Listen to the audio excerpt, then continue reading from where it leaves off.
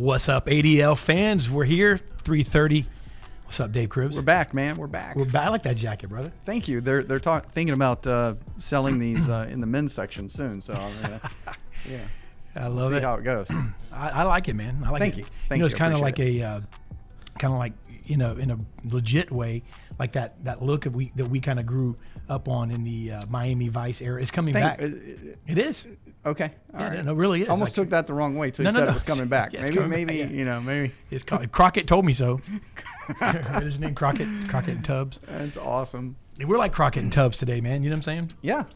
And 30-minute show today, guys. A couple of announcements, man. Just some new stuff happening. So beginning of December, we wanted to shake some things up a little bit. You know, we've been doing this for a long time, and we want to stay fresh, and we want to stay.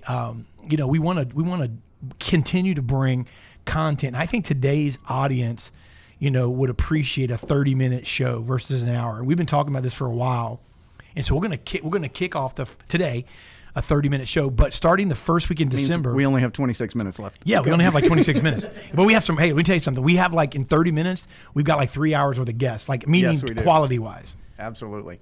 But let me say this, and then I want you to get your comment on this. Sure. So the first week of December. So today's show, next week's show, next week's Thanksgiving, there won't be a show, but today's show, 30 minutes, and then the first week of December, we're not only going to be doing the 30-minute show, but we're going to move to a new slot. And so we kind of we're rebranding ourselves. We got a little bit of new logos and stuff coming out. But Auto Dealer Live is going to be at noon, 12 to 12:30 on Thursdays. We've held this 3:30 slot for a long time. 8 years. Yeah, 8 8 plus. years. Something Absolutely. like that. Yeah. So what do you think about that, man? I think lunchtime. It sounds like I'm not going to be able to eat. That's what it sounds like. to Hey, me. I don't know. We're eat on air.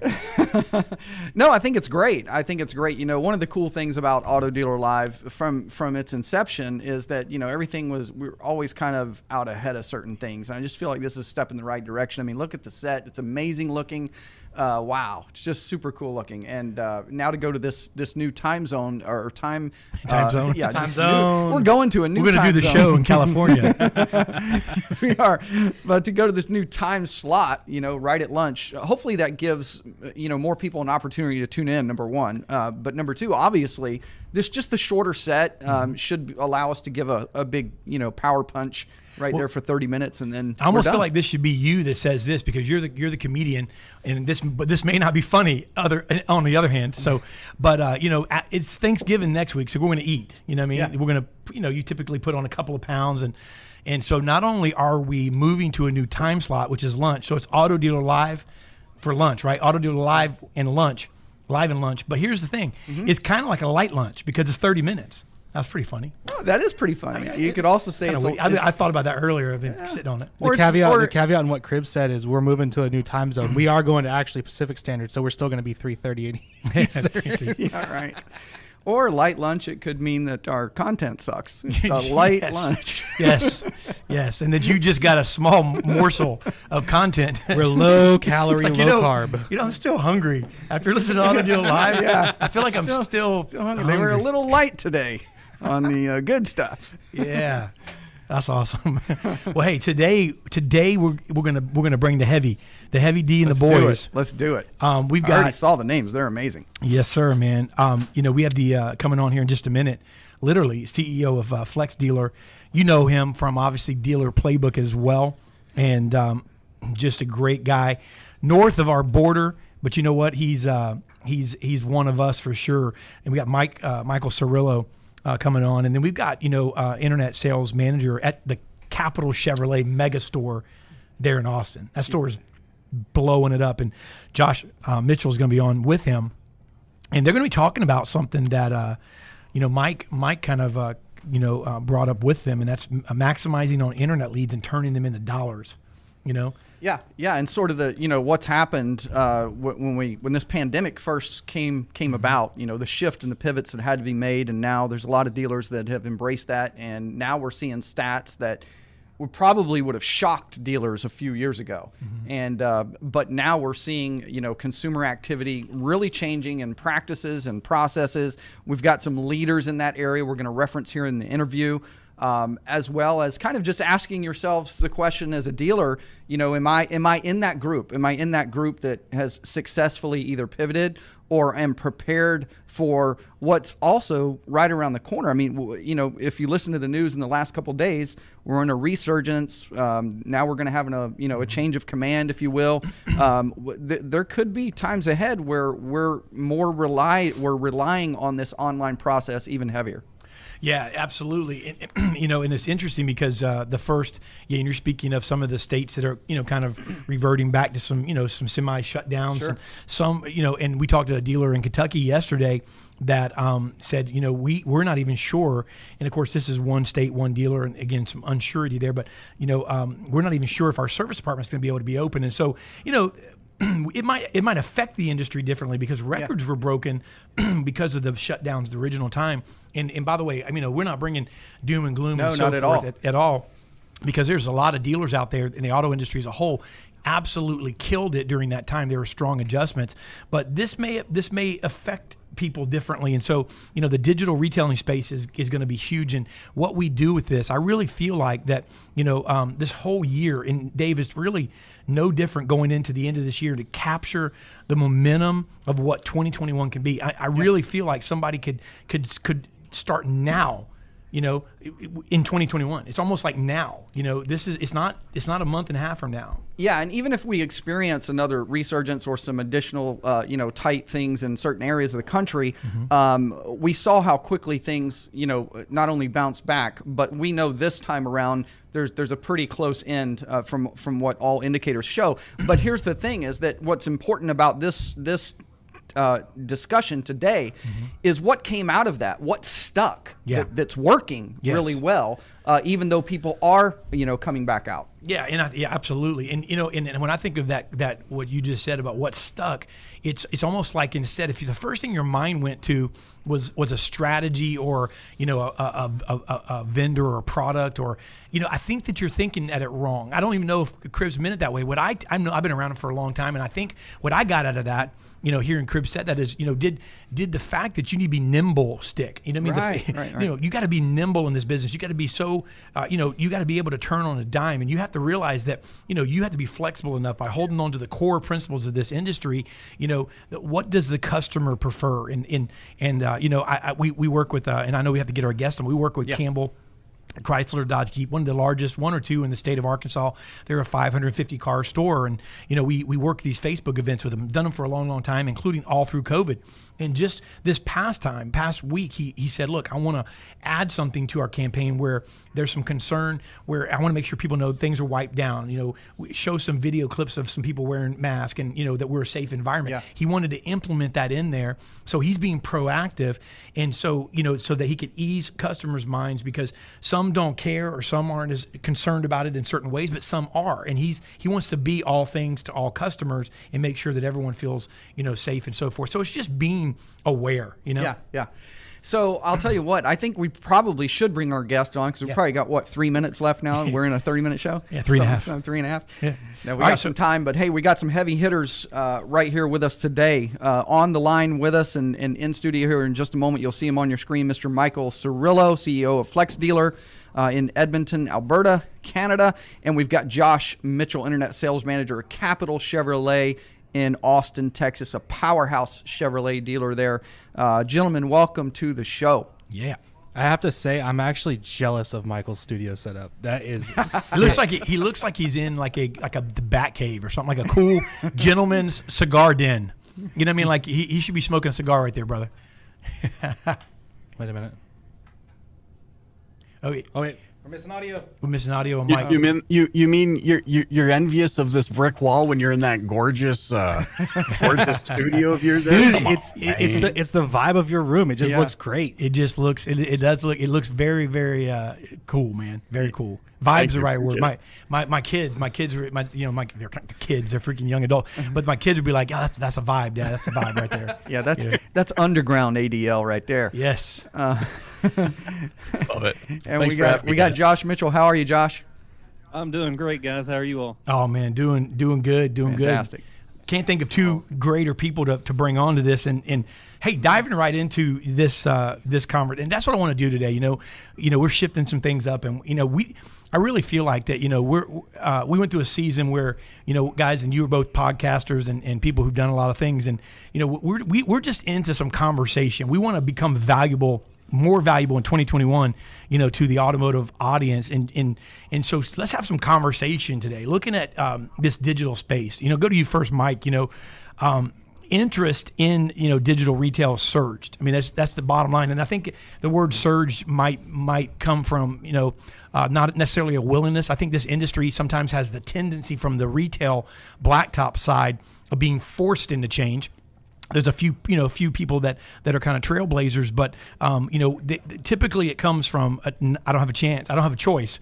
But it's surged as a result of this pandemic. What we come through was 60% of buyers open to the idea, of buying online. I know you guys are talking about this a lot. And Mike, I want to get your take on this and where you see this industry going with regards to the online transaction, and what 2021 looks like to the successful out front dealer. Mike, I'll go to you first.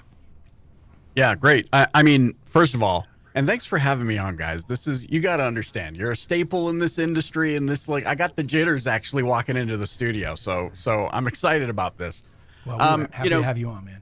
Yeah, man. To your question, we've been talking about this now in the industry for what, like 5 years? Oh, something's going to happen. We don't know what's going to. And we were trying to wrap our head around what's going to happen. And I think during that time as well, we were kind of like, wait, we're putting too much faith in tools and not enough in people, perhaps. What is that going to look like? Mm-hmm. And to your point about adapting, there's a couple of tremendous things that I think have come out of 2020. First, we've realized how quickly en masse as an industry we can actually adapt when we're pushed into the deep end. Mm-hmm.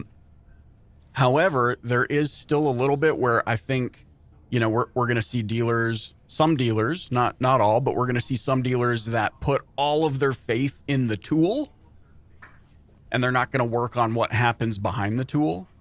And so I think it's really important what we see into 2021 is, yes, absolutely, we need to be providing a flexible option for consumers to meet them where they're at. Like you said, David, like 60% increase or spike in interest in purchasing online. I think that validates that we can no longer ignore the need to adapt and move forward, right? Because that's always been part of the dialogue. But we also need to be very conscious that there's a human element to this. As a marketer, there's nothing worse than putting a message out into the ether that we cannot fulfill on when it comes to however we're going to fulfill the promises of buying online or having a car show up in your driveway. So we need to pay attention to that. Yeah, Cribbs, in Mike, man, it's hard because we're used to more than 30 minutes, and but for the sake of keeping time, I want to go to you, but I want to. Mike brought up a good point. Mm-hmm. With marketers, we've seen no shortage, pre-COVID, mm-hmm. of leads. It's never been an opportunity problem. It's been an execution problem. I mean, it really has, right? It really has been an execution problem, because now we can just write a check now and get leads. Mm-hmm. Where in times past it was more of doing campaigns that you weren't sure what the return was going to be, but now you can buy physical leads and different things like that. And we have so much more means of or methods of communicating with a consumer that we didn't have access to before. But it really comes down to, and there's an argument for another show as to has that weakened our sales force, but many will say, hey, consumers just want to buy differently anyway, right? We want to make it smoother. We can take some of the sales out of it. Now that's, who knows? But one thing we do know is that not only were dealerships put in a position where we had to start figuring out things quicker when it came to an online sales process through the pandemic, but so did consumers. Consumers were forced into a position where they were at home and they were getting online, doing things maybe that they hadn't done before. And now there is a new comfort level with doing things online. Let's go to Josh Mitchell and let's kind of mix those two ideas together. And the question will be, Josh, with this movement towards online and doing more transactions, through different means of communication. What would you give as maybe a tip or maybe a way in a process that we can communicate with a customer, because so much is lost when we're not face to face? Our inflections, our voices, our just anything, our looks, our mannerisms. How do we do that? How do we bring that and not lose that leverage with a customer through an online sales process?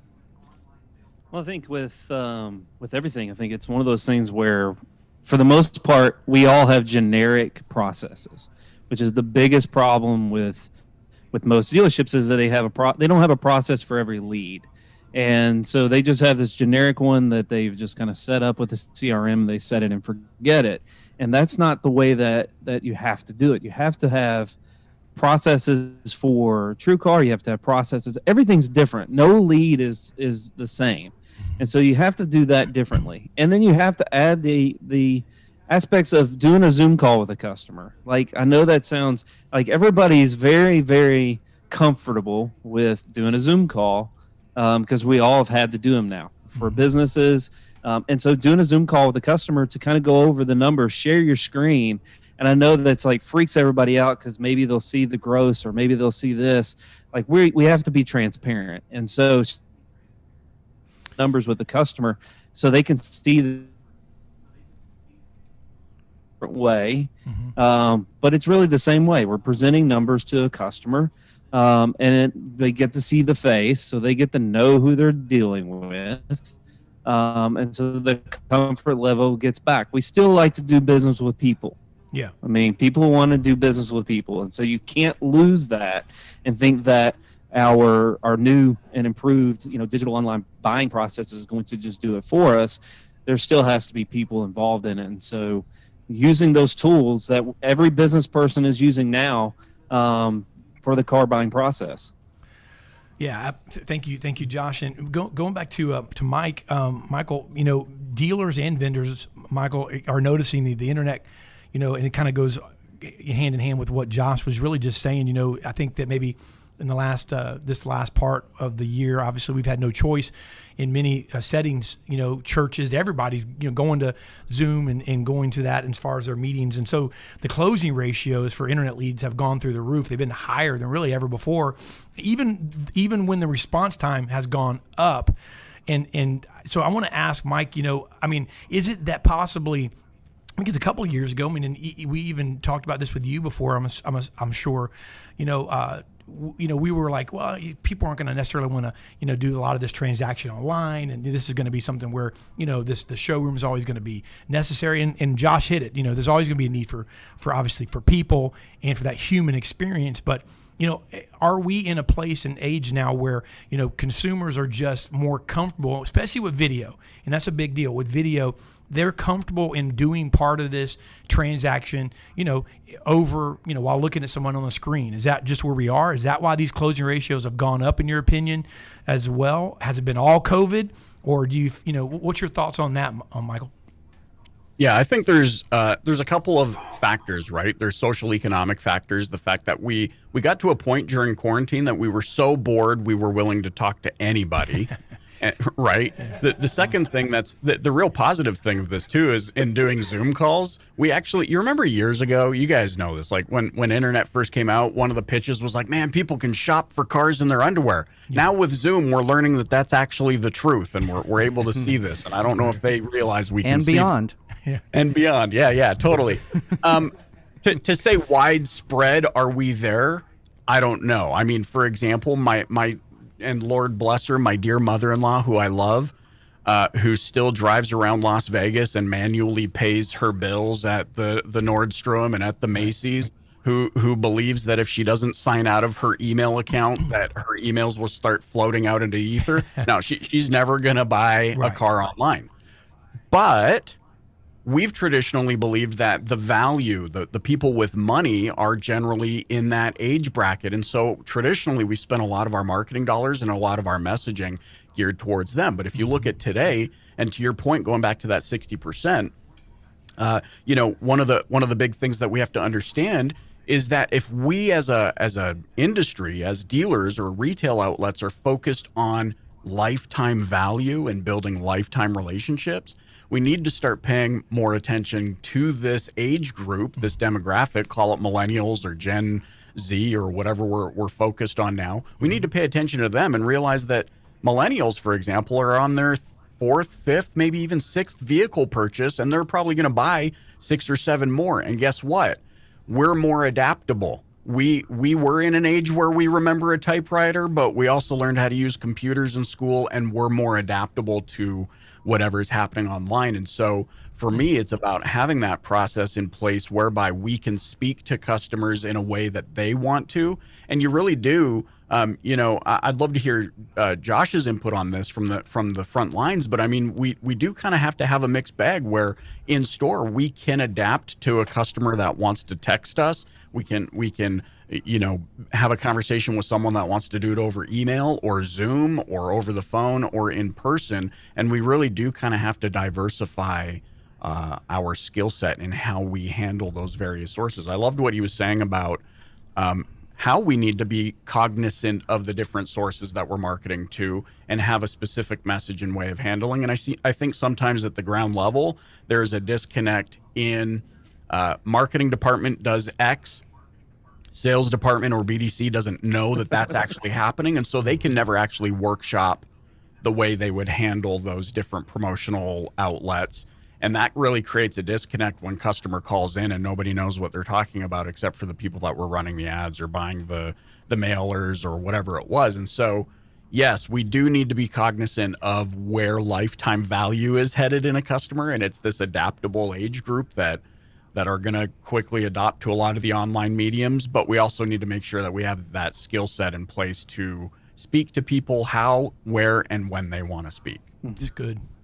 Yeah, it's real good. Thank you, Michael. Yeah, and you know what? I want to go back to Josh, and I want to talk about a dynamic I don't think that we've ever talked about when it comes to. You brought up a few minutes ago, working a deal through a Zoom call, and that's definitely something that dealers have stepped into. And I think the best example that I've seen are a couple of dealers that couldn't have walk-in traffic earlier on in the pandemic, and they were forced to do some things differently. And what they did, Josh, was they had the entire team on, not the team of salespeople, but the entire team it takes to facilitate a deal from start to finish. So, for example, you had the salesperson.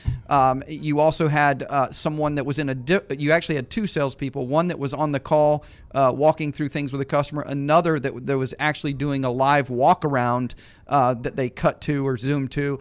And then you had the finance manager, the sales manager, so that the person could go all the way through the process. And although that's the ultimate example, I think, of how you could walk an entire deal through online, the interesting part to me that I don't think we've ever talked about, and Dave, you weigh in on this as well, is that this may be the first time ever that a consumer has everything recorded through the transaction. Because you think about these Zoom calls, even though it's a private Zoom call with your client, I mean, these can be recorded. If either if they're not recording it on their end with their computer, they can certainly record it, by cell phone camera, whatever the case may be. But the point is that, to me, that speaks to, I would leverage that as how integral the dealership is and transparent, because it's public at that point. Would you maybe speak to that, Josh? Oh yeah, I mean, it definitely changes everything. Everything is being recorded, so there's never the conversation of, well, you said this, because it's all recorded. We can go back and listen to it if we need to, and so you lose all that, and you put the lights on for transparency. Really, F&I getting involved in this, because that's been one of those positions that we've all talked about. Is it something that's going to go away? Is the sales manager going to do a lot of different things? But it allows them to be in a different set and be able to create that, because it's always the consumer has to bounce around, which is what most consumers don't want to do, is bounce around from, okay, I talked to the salesperson now somebody's going to call me back to do the walk around, or they're just going to record a video, and the sales manager is going to call me, and then hopefully the F&I manager is going to call me. Now everything's kind of streamlined. And so everybody's on the same page, and they build it up, and it makes it an easier, fun transaction.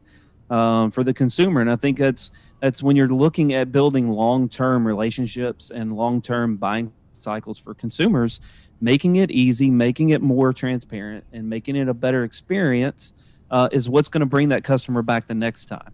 And the biggest thing that I hope that doesn't happen is that we don't look at this as like this was our short-term thing, that this is going to go away. Like, consumers are going to expect this from now on.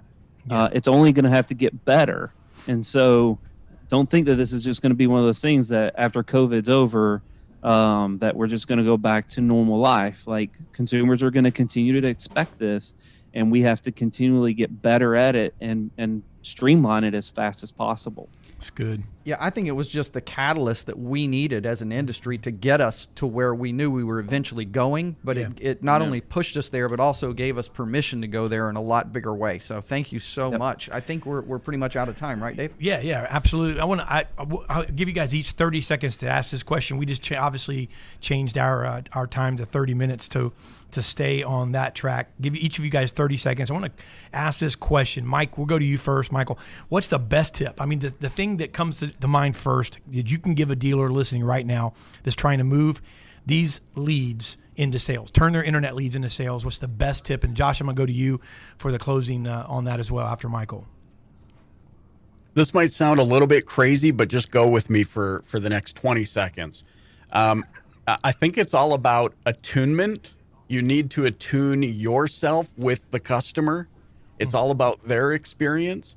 And I think we need to focus on that. And here's a real quick thing anybody can do right now to determine how adaptable they might be to attune themselves to the customer. The first thing I want you to do, you ready? You can do this with me, beloved hosts. You can do this with me. So the first thing I want you to do is identify for me your dominant hand. Maybe you're right-handed or left-handed. So just raise your dominant hand. The next thing I want you to do is snap quickly 5 times. 1, 2, 3, 4, 5. Now, with your index finger in the middle of your forehead, I want you to draw the letter E, capital E. Ready, go. Now let me ask you something. For you and for those that were watching at home, did you draw your capital E so that I could read it, or did you write it in the way that you would be able to read it? Oh, so I did it so I could read it. I did it so he could read it, but I don't know if I was really conscious of that. So this does, obviously, David, we all know you because you pour so much value into people. So I'm not reading too much into this, but this is a simple exercise. I'm pretty selfish, I guess. my wife. But listen, this is really crazy because that's a simple exercise you can do with your team to help them identify where they go first. Where they go, where is your brain attuned first? If you can put yourself in the customer's shoes, we all know this, and you can identify where they're coming from, that is going to dramatically enhance your ability to work with we don't handle leads, we work with people. So this is going to dramatically help you identify the starting point by which you can work with people more effectively. Josh, I don't know how you're going to top that. You're going to be like, all right, everybody get your left hand in, get your left hand out, get your left hand back in. Let's do the hokey pokey. I don't know, Josh, same question, man. What's your advice? That's pretty good, right? My advice is for BDC directors and managers out there. You have got to get better today, or you are going to be eliminated. We have to become sales managers. Being able to desk a deal inside an internet department in a BDC, to streamline this process, to get away from running to the desk. You have got to get better, or our departments are going to start to get taken away. And so get better, learn how the desk deals, learn how to submit deals to the banks. We have got to get better as an industry. And if BDC managers don't do this, our time is ticking. If you want to take, like, I've changed my entire philosophy on a lot of different things, and it helped take capital from a 5% closing rate to 11.5 in about a month and a half time. If you don't do this, this is what's going to happen to you. You're going to get eliminated. So step up your game, guys, because if not, you're going to have some trouble here soon. We got the CEO of Flex Dealer, Mr. Michael Cirillo, and then the Internet Sales Manager, Capital Chevrolet, Josh Mitchell. Guys, thank you so much for being with us, man. What an awesome panel. Thank you. Hope you guys have a wonderful close to November. Happy Thanksgiving, and They celebrate Thanksgiving in Canada, Mike? I was waiting for I mean, that. you do eat. Ours was a month ago. But my wife's month from ago, the okay. States, so we're doing it on Thursday as well. There you go. You got to eat, baby. All right, hey, thank you, gentlemen. I appreciate it. Thank you. Thank you. Thanks, Thank guys. you. Well, man, first 30-minute you show have it. in the books, baby. There we go. Auto Dealer Live light lunch coming up a week from. Yeah. It's all right. It's the way we lose our Thanksgiving weight. I feel like we got to visit 2 new sets today. We got our new set, and then we got to go to the Bat Cave. Yeah, dude, that was with, cool. with Michael. But yeah, it was really cool. That was as cool as the other side of the pillow right there. So it got brought up yesterday on Game Changer, and I got to ask Cribs, what is the acceptable amount of time to eat leftovers after Thanksgiving? How many days is your cap? Dude, you can't go over 45 days. I don't think it's a good. You can't. Fair enough. Cold leftovers, cold or hot? Oh, I like it hot. Hot. Okay. I like it hot. All right, I cool. like it hot. All right, guys. Thank you so much for hanging out with us. We'll see you in 2 weeks at our new time. We'll be putting plenty of advertising out there. It'll be at noon on the first Thursday in December, whatever date that is. December 3rd. It's on your printout. December 3rd. Thank you, Mike. December Thank you. 3rd, Right here. Oh, yeah. Thank you.